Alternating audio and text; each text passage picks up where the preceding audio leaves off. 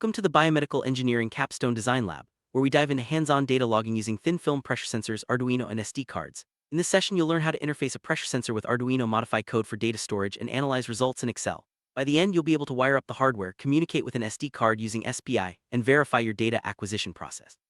This lab builds on your previous work with pressure sensors, extending your skills toward creating standalone, wearable, and field-ready data collection systems.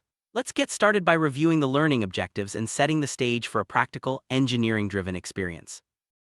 Before jumping into the build, let's gather all the necessary components. In addition to the items from your previous lab, you'll need an SPI-based SD card module, a formatted microSD card, and some extra jumper wires. These additions are crucial for enabling data logging capabilities. Having the right materials on hand ensures a smooth workflow and helps you focus on the engineering challenges rather than troubleshooting missing parts. Double-check your kit and make sure everything is ready before moving on to the hardware setup. This preparation step is key to a successful and efficient lab session. Let's take a closer look at the starting Arduino code. The provided sketch reads analog values from the pressure sensor on pin A0, prints them to the serial monitor, and turns on an LED when the pressure exceeds a set threshold.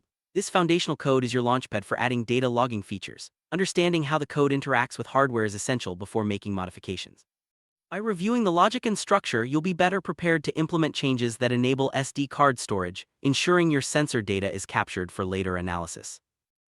Store data. Your Arduino communicates with the SD card module using the SPI protocol. SPI, or Serial Peripheral Interface, uses four main lines: chip select, CS, MOSI, MISO, and SCK. Each line connects to a specific Arduino pin, enabling fast and reliable data transfer. It's important to match the wiring correctly and verify your SD module's voltage requirements. Many modules accept 5V, but always check your specification.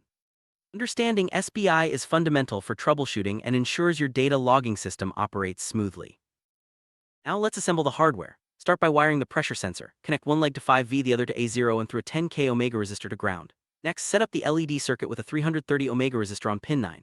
Finally, connect the SD card module, VCC to 5V, GND to ground, CS to D10, MOSI to D11, MISO to D12, and SCK to D13.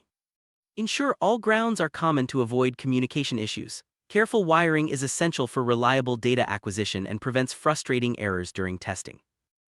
The hardware ready, it's time to update your Arduino code. Begin by including the SPI and SD libraries at the top of your sketch. Define the chip select pin for the SD card, then initialize the SD card in the setup function. In the main loop, open a file named pressure, CSV for writing, and log both the timestamp and sensor value. This creates a CSV file that can be easily imported into Excel. Remember to close the file after each write to ensure data integrity.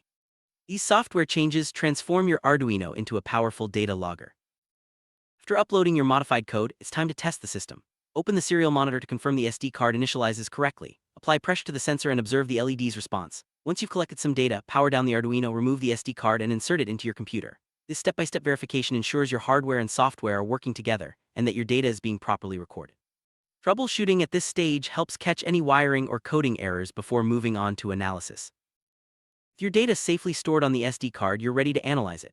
Insert the card into your computer, locate the pressure CSV file, and open it in Excel. Excel will automatically parse the comma-separated values, displaying time and sensor readings in columns. Use this data to create calibration curves, convert raw values to force or pressure, and perform statistical analysis.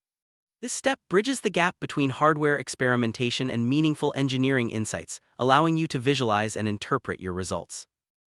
As you prepare for your Capstone project, consider key design factors: sampling rate versus SD write speed, power consumption for wearable applications, sensor drift and recalibration, and effective file management.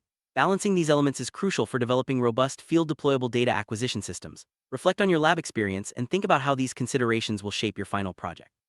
By integrating thoughtful design with technical skills, you'll be ready to tackle real-world biomedical engineering challenges.